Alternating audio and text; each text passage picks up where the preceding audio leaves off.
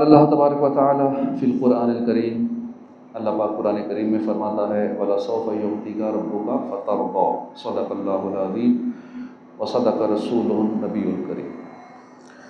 ترجمہ کنز العرفان۔ اور بے شک قریب ہے کہ تمہارا رب تمہیں اتنا دے کہ تم راضی ہو۔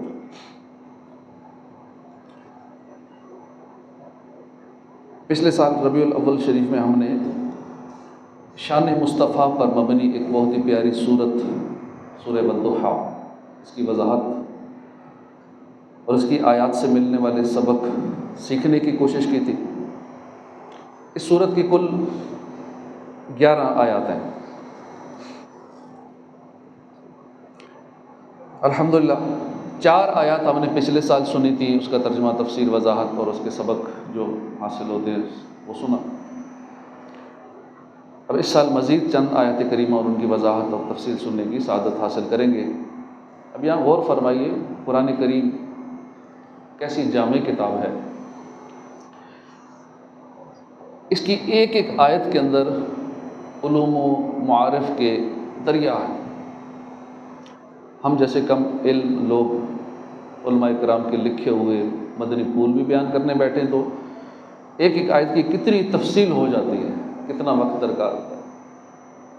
بڑے ماہر علماء کرام جب اس کی تفسیر فرمائیں تو پھر کتنی تفصیل ہوگی۔ پھر پیارے آقا صلی اللہ علیہ وسلم کی شان و عظمت پر بھی غور فرمائیے کہ رب کائنات نے اس مبارک صورت میں کتنی تفصیل کے ساتھ اپنے پیارے محبوب کے اوصاف کمالات بیان فرمائے ہیں۔ اللہ کرے ہم ہمیشہ اپنے محبوب کی شان و عظمت پر پکا یقین رکھیں، عظمت مصطفیٰ سے سینہ روشن رہے، آمین بجاہ خاتم النبیین صلی اللہ علیہ وسلم۔ کیونکہ جان ہے عشق مصطفیٰ، روز فزوں کرے خدا، جس کو ہو درد کا مزہ ناز دوا اٹھائے کیوں۔ یعنی عشق رسول ہماری جان ہے، اور اللہ کرے کہ یہ عشق دن بدن بڑھتا ہی چلا جائے، اس میں ذرا برابر کمی نہ آئے۔ ہاں، عشق ایک درد ہے، یہ ایک درد ہوتا ہے، اور یہ ایسا درد ہے کہ جس میں مزہ ہے، جس درد میں لطف ہے۔ جب اس درد میں ہمیں لطف آتا ہے تو پھر علاج کیوں کریں، ناز دوا اٹھائیں کیوں۔ آیت کریمہ سنتے ہیں وَلَسَوْفَ يُعْطِيكَ رَبُّكَ فَتَرْضَىٰ۔ اللہ پاک فرماتا ہے کہ بے شک قریب ہے کہ تمہارا رب تمہیں اتنا دے گا کہ تم راضی ہو جاؤ گے۔ کیسی نرالی شان ہے، اللہ رب العالمین ہے، اس کی بڑی شان ہے، احکم الحاکمین ہے۔ وہ صرف کن فرماتا ہے نا تو ہو جاتا ہے۔ ساری خلقت اس کی رضا چاہتی ہے۔ لوگوں نے اللہ کو راضی کرنے کے لیے اپنی زندگیاں لگا دی ہیں۔ کئی لوگوں نے جنگلوں میں سالہ سال گزار دیے رب پانے کے لیے، رب کو راضی کرنے کے لیے، مجاہدات کیے اللہ کو پانے کے لیے، رب کو راضی کرنے کے لیے، اب بھی کرتے ہیں۔ قربان جائیے کہ سب اللہ کی رضا چاہتے ہیں، اور وہ رب رحمان ہے۔ وہ فرماتا ہے اے محبوب، اللہ پاک آپ کو اتنا عطا فرمائے گا کہ آپ راضی ہو جائیں۔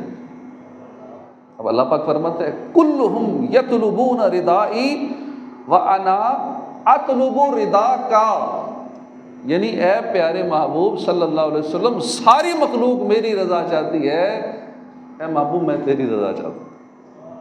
خدا کی رضا چاہتے ہیں دو عالم، خدا چاہتا ہے رضائے محمد۔ اب یہاں یہ بات بھی قابل غور ہے کہ صرف ایسا نہیں ہے کہ اللہ پاک ہی اپنے محبوب سے محبت کرتا ہے، یہ محبت یک طرفہ نہیں ہے، یہ دو طرفہ ہے۔ پیارے محبوب صلی اللہ علیہ وسلم بھی اپنے رب سے محبت کرتے ہیں، اپنے رب کی رضا کے طلبگار ہیں۔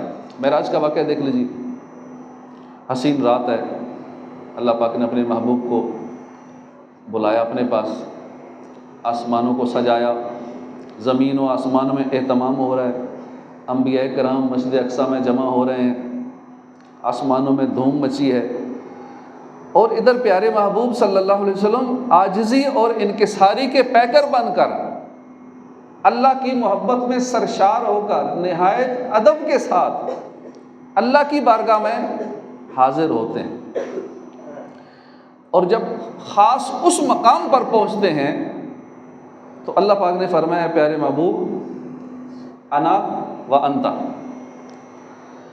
ایک میں ہوں ایک آپ ہیں۔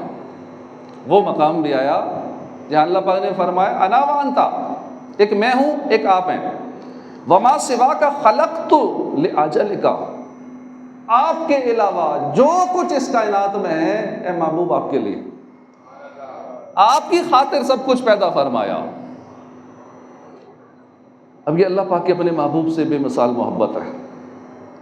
اب ہمارے آقا نے کیا عرض کیا؟ یہ تو اللہ کی طرف سے تھا نا محبت کا اظہار۔ پیارے آقا صلی اللہ علیہ وسلم نے کیا عرض کی؟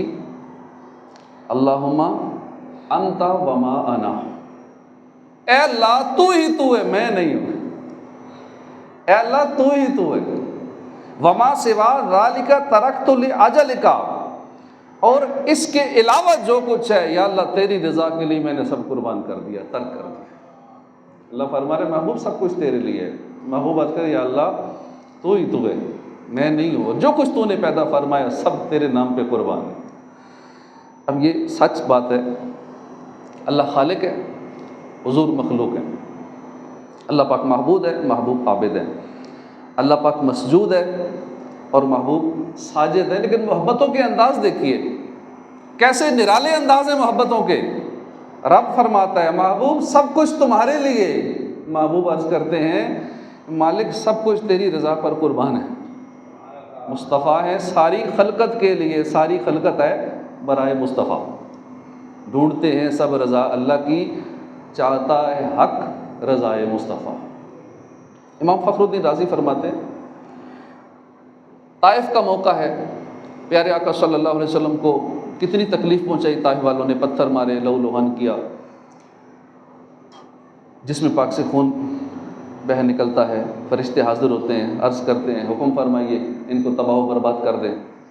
حضور نے فرمایا نہیں، ان کے لیے دعا فرمائی، اے اللہ ان کو ہدایت دے، یہ مجھے جانتے نہیں۔ اب ایک طرف تو یہ رحمت ہے کہ تکلیف دینے والوں کو معاف فرما رہے ہیں، پتھر مارنے والوں کو معافی سے نواز رہے ہیں، اور دوسری طرف دیکھیے غزوہ احزاب کا موقع ہے، کفار نے چڑھائی کی اور اس جنگ کی وجہ سے، ان کفار کی وجہ سے نماز عصر تھوڑی سی لیٹ ہو گئی، نماز عصر میں تھوڑی سی تاخیر ہو گئی، حضور جلال میں آ گئے، وہاں جلال نہیں آیا جہاں پتھر برسائے گئے، لہو لہان ہوئے، اتنا ستایا گیا، لیکن یہاں جلال آ گیا۔ فرمایا اے اللہ ان کے پیٹ جہنم کی آگ سے بھر دے۔ اب وہاں بدعا نہیں دی، وہاں ظلم کرنے والوں پہ، ستانے والوں کے لیے دعا فرمائی، اور یہاں پہ معاملہ کیا ہے، نماز میں تھوڑی سی تاخیر ہو گئی ان کفار کی وجہ سے۔ آپ نے فوراً اللہ کی بارگاہ میں عرض کیا اللہ ان کے پیٹ کو جہنم کی آگ سے بھر دے۔ امام راضی لکھتے ہیں اللہ پاک نے فرمایا اے محبوب قوم نے آپ کو تکلیف پہنچائی، آپ نے ان کو معاف فرما دیا، اور جب ان کی وجہ سے میرے حق کی ادائیگی میں تاخیر ہوئی آپ جلال میں آ گئے۔ اے محبوب ہمارے ہاں کا بھی قانون یہی ہے، یہ تو محبوب کی محبت تھی اللہ سے کہ بندوں نے تنگ کیا معاف کر دیا، اللہ کے حق میں تاخیر ہوئی جلال میں آ گئے۔ اے محبوب آپ نے ایسا کیا ہے تو ہمارا بھی یہی قانون ہے، اگر کوئی مسلمان میرے حق میں کوتاہی کرتا ہے، نماز نہیں پڑھتا، وہ کافر نہیں ہے، فرائض چھوڑتا ہے، واجبات چھوڑتا ہے، اس کو ہم کفر کا فتویٰ نہیں لگا سکتے یہ جی کافر ہو گیا نماز چھوڑ رہے، ٹھیک ہے گناہ گار ہے، عذاب نار کا حقدار ہے، لیکن کافر نہیں ہے۔ اے محبوب ہمارے حق میں کوتاہی کرتا ہے وہ کافر نہیں ہے، اے محبوب آپ کے بال کی بھی توہین کرے گا تو وہ کافر ہو جائے گا، دائرہ اسلام سے خارج ہو جائے گا۔ یہ ہے محبت۔ محبوب ذیشان اللہ کے حق کو مقدم کرتے ہیں اور اللہ پاک اپنے محبوب کے حق کو مقدم کرتا ہے۔ وَلَسَوْفَ يُعْطِيكَ رَبُّكَ فَتَرْضَىٰ، بے شک قریب ہے کہ تمہارا رب تمہیں اتنا دے کہ تم راضی ہو جاؤ۔ اب اس آیت کریمہ کا ایک جو ٹاپک ہے، موضوع ہے، وہ ہے شفاعت مصطفیٰ۔ مسلمانوں کے چوتھے خلیفہ حضرت علی المرتضیٰ شیر خدا رضی اللہ عنہ فرماتے کہ جب یہ آیت اتری تو پیارے آقا صلی اللہ علیہ وسلم نے فرمایا کہ جب تک میرا ایک امتی بھی جہنم میں ہے میں نے راضی نہیں ہونا۔ کیسا کرم ہے، اپنی امت سے محبت ہے۔ دم حشر آسی مزے لے رہے ہیں، شفاعت کسی کی ہے رحمت کسی کی، ہم ہی ہیں کسی کی شفاعت کی خاطر، ہماری ہی خاطر شفاعت کسی کی، ہم ایسے گناہ گار ہیں زہد والو، ہماری مدد پر ہے رحمت کسی کی۔ رسول ذیشان صلی اللہ علیہ وسلم نے فرمایا کہ میں روز قیامت شفاعت کرتا جاؤں گا کرتا جاؤں گا کرتا جاؤں گا، یہاں تک کہ میرا رب مجھ سے فرمائے گا اور ادیت یا محمد، اے پیارے محبوب کیا آپ راضی ہو گئے؟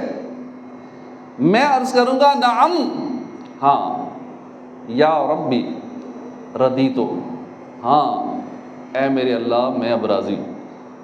تمہارا نام مصیبت میں جب لیا ہوگا، ہمارا بگڑا ہوا کام بن گیا ہوگا، گناہ گار پہ جب لطف آپ کا ہوگا، کیا بغیر کیا بے کیا ہوگا، دکھائی جائے گی محشر میں شان محبوبی کہ انہی کی خوشی اور انہی کا کہا ہوگا، آپ ہی کی خوشی ہوگی اور آپ ہی کا کہا ہوگا، اور خدائے پاک کی چاہیں گے اگلے پچھلے خوشی، اور خدائے پاک خوشی ان کی چاہتا ہوگا۔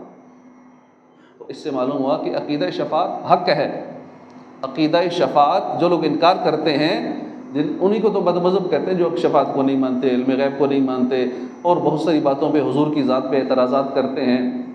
بھائی ساری خوبی ہی تو حضور کی ذات میں ہے، اور خوبیاں بھی کمال کی، ایسے نہیں کہ خوبیوں کی بھی لمٹ ہے کہ نہیں بس اتنی ساری ہیں بس اس کے بعد نہیں، تیرے تو وصف عیب تناہی سے ہیں بری، عیب یہ ختم، خوبیوں کا ختم ہو جانا بھی ایک عیب ہے کہ گنتے جاؤ خوبیاں گنتے جاؤ، القابات لگاتے جاؤ، کتنے لگائیں گے، اینڈ ہو جائے گا آخر کار، لیکن تیرے تو وصف عیب تناہی سے ہے بری، حیران ہوں میرے شاہ میں کیا کیا کہوں تجھے، اتنی خوبی ہیں۔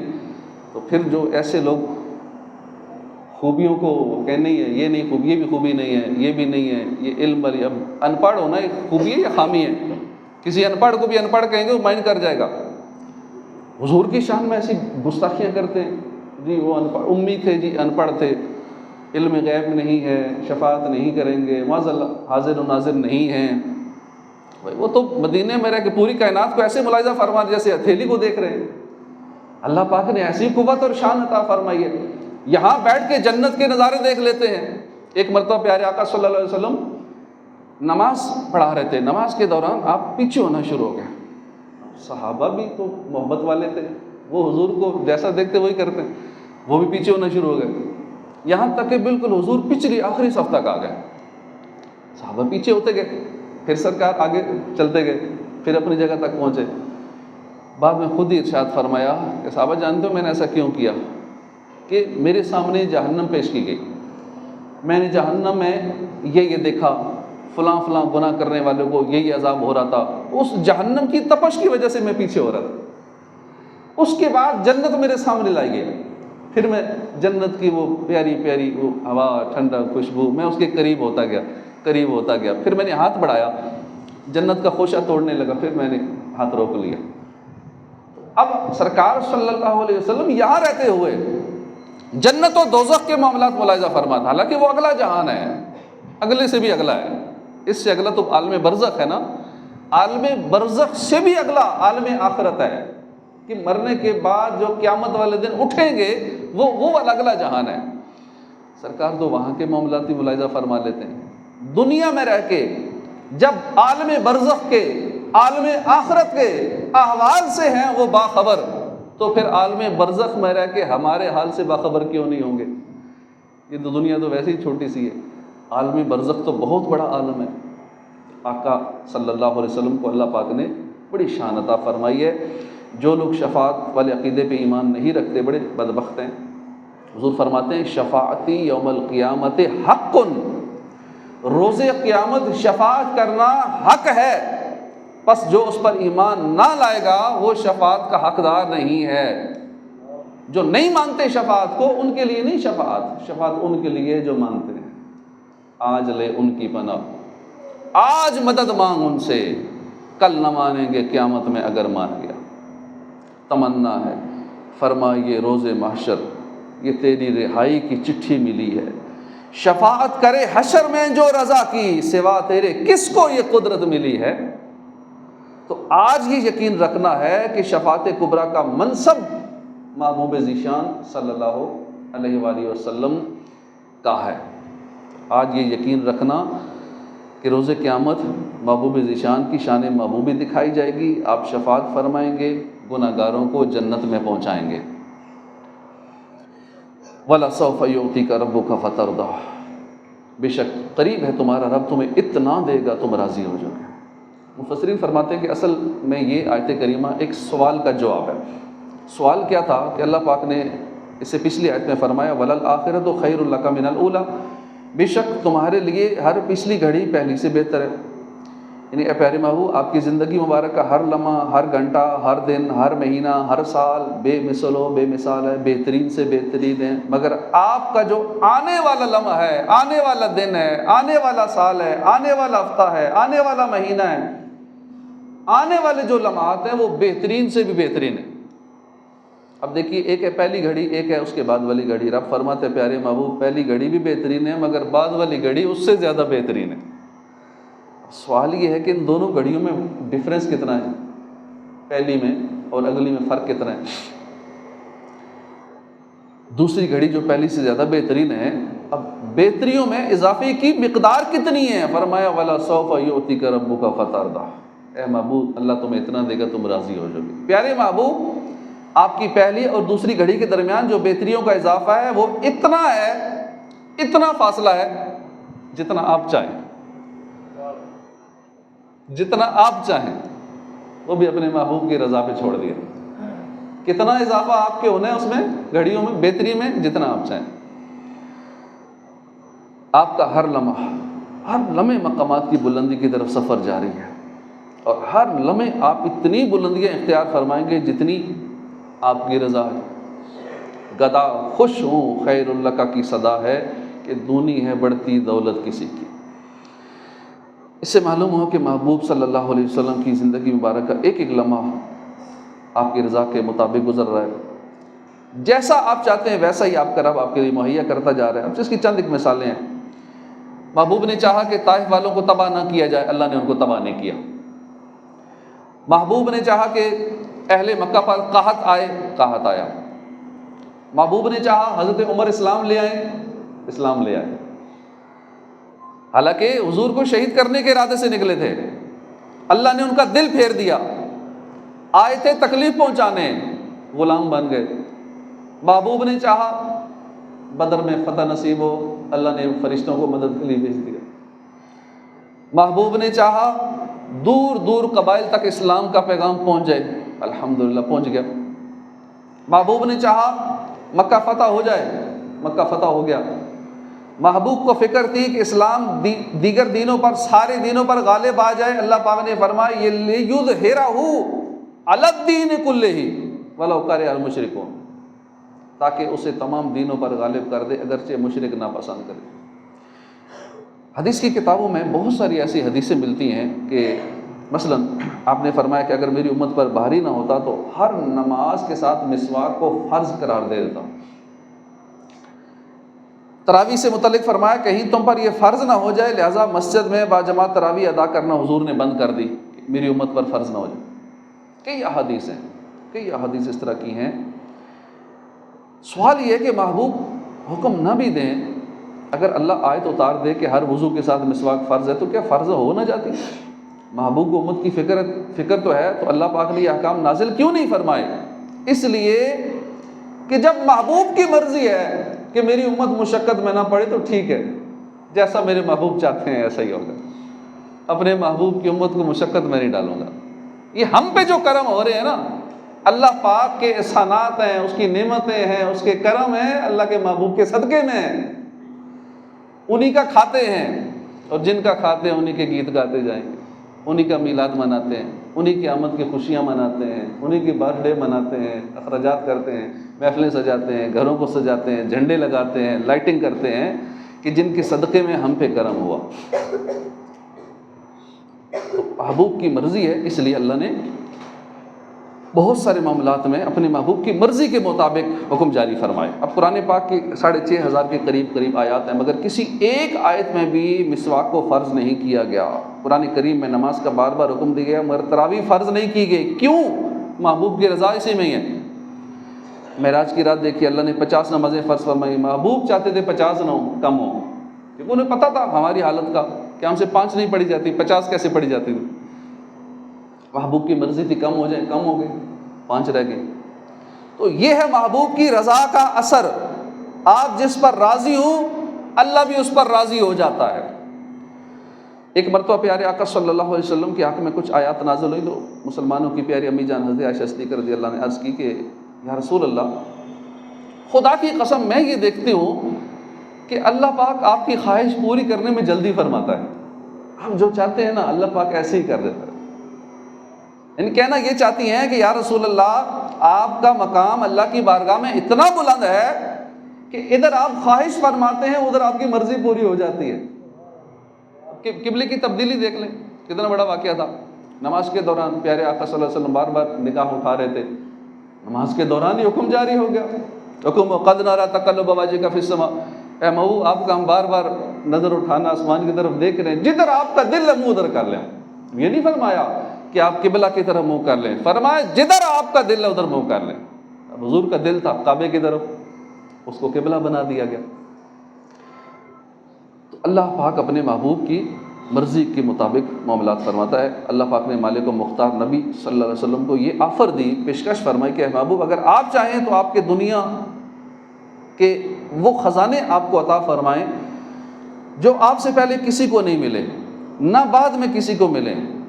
اب اس اور مزید یہ کہ ان دنیاوی خزانوں کی وجہ سے آپ کے اخروی انعامات سے کچھ کم نہیں ہوگا، دنیا کے خزانے بھی ملیں گے، آخرت کے بھی ملیں گے۔ حضور نے عرض کی اے اللہ، یہ سب کچھ میرے لیے آخرت میں جمع فرما دے۔ بعطائے رب حاکم، تو ہے رزق کا بھی قاسم، ہے تیرا ثواب و دانا مدنی مدینے والے، میں غریب بے سہارا، کہاں اور ہے گزارا، مجھے آپ ہی نبھانا مدنی مدینے والے۔ حضور چاہتے تو پہاڑ سونے کے بن کے حضور کے ساتھ ساتھ چلتے ہیں، اور تیری فرش پر حکومت، تیری عرش پر حکومت، تو شہنشاہ زمانہ مدنی مدینے والے، تیرا خلق سب سے بالا، تیرا حسن سب سے اعلیٰ، فدا تجھ پہ سب زمانہ مدنی مدینے والے، تیرا غم ہی چاہے عطار، اسی میں رہے گرفتار، غم مال سے بچانا مدنی مدینے والے۔ اللہ پاک ہمیں حضور کی سچی محبت نصیب فرمائے، اور ہم حضور کی رضا والے کام کریں، اللہ پاک ہم سے راضی ہو جائے گا۔ حضور کی سنتوں پر عمل کریں اور کثرت سے عبادت کریں۔ علامہ عبدالرؤف مناوی لکھتے ہیں، حضرت رابعہ بصریہ روزانہ 1000 نوافل پڑھتی تھی، فرماتی خدا کی قسم، اس سے میرا ارادہ محض ثواب کا نہیں بلکہ یہ نیت بھی ہے کہ رسول کریم صلی اللہ علیہ وسلم میرے اس عمل سے خوش ہو جائیں۔ رابعہ بصریہ 1000 نفل روز پڑھ رہی ہیں، ٹھیک ہے، اللہ تو دیکھ رہا ہے، اللہ کے لیے پڑھ رہی ہیں، اللہ نے ثواب عطا فرمانا ہے۔ فرماتی ہیں خدا کی قسم، اس سے میرا ارادہ صرف ثواب کا نہیں ہے، حضور کو خوش کرنا بھی ہے، میرے اس عمل سے حضور خوش ہو جائیں، اور روز قیامت باقی انبیاء سے فرمائیں دیکھیے یہ میری امت کی خاتون ہے، یہ دن رات میں اتنے نفل پڑھا کرتی تھی۔ اس لیے ہم نے کثرت سے عبادت کرنی ہے اللہ اور اس کے محبوب کی خوشی کے لیے، اور ایسے کام چھوڑنے ہیں جس سے حضور نے بیزاری کا اظہار فرمایا کہ جو ایسا کرے گا میں اس سے بیزار ہوں، جو یہ کرے گا میں اس سے بیزار ہوں۔ بے نمازی سے بیزاری کا اظہار فرمایا، اور بہت سارے گناہ کرنے والوں سے بیزاری کا اظہار فرمایا۔ تو ہم میلاد تو مناتے ہیں، خرچہ بھی کرتے ہیں، بڑی بھاگ دوڑ کرتے ہیں، اور بہت سارے ایسے میلاد منانے والے نماز ایک نہیں پڑھتے، یا باقی پڑھتے بھی ہیں تو 2-3 چھوڑ دیتے ہیں، یا چلو 4 پڑھ لی تو ایک فجر چھوڑ دیتے ہیں۔ میلاد خوب دھوم دھام سے منائیں گے، نماز نہیں پڑھنی، حضور کی سنتوں پہ عمل نہیں کرنا، فرائض و واجبات ادا نہیں کرنے، میلاد منانا ہے۔ بھائی سرکار کو جب ناراض کر کے میلاد منائیں گے تو کیسا میلاد ہے؟ حضور کے دل کو تکلیف پہنچا کے۔ حضور فرماتے ہیں نماز میں میری آنکھوں کی ٹھنڈک ہے، نمازیں چھوڑ کے میلاد منا رہے ہو۔ نماز پڑھنی ہے، فرائض و واجبات کی پابندی کرنی ہے، اپنی زندگی سرکار صلی اللہ علیہ وسلم کے بتائے ہوئے طریقوں کے مطابق گزارنی ہے نا، یہ ہے اصل میلاد۔ میلاد نہیں سال میں ایک بار مارا، ایک دن جلوس میں شرکت کر لی، ایک دن بس لنگر کھا لیا، پکا لیا، بس محفل کر لی، بہت کافی ہو گیا۔ سارا سال میلاد منانا ہے، اللہ اور اس کے محبوب کے فرامین پہ عمل کر کے سارا سال اور ہر وقت میلاد منانا ہے۔ वमा अलैना इल्लल बलाग।